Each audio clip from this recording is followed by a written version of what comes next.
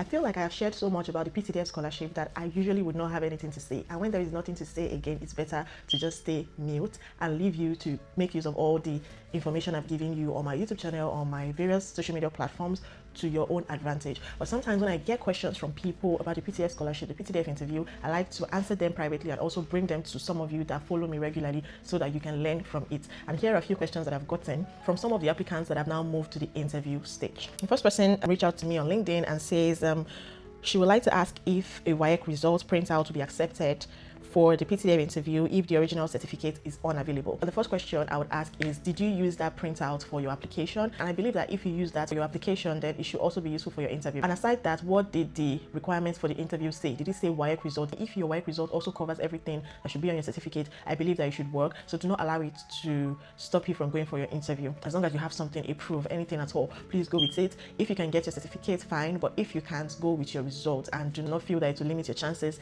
It won't limit your chances, okay? There are so many other factors that have been considered for your interview to be successful than your WAEC results. Okay, so please go with what you have if you cannot get the WAEC certificate. The second person has 4 questions. If I'm not able to answer everything on this video, then you should watch out for other parts, just like I would usually do. The person says, I really appreciate you for taking out time to create content and explain everything applicants need to know. Thank you very much. You're welcome. The first question, please, do they really start the interview on time, or as per usual, will it be African time?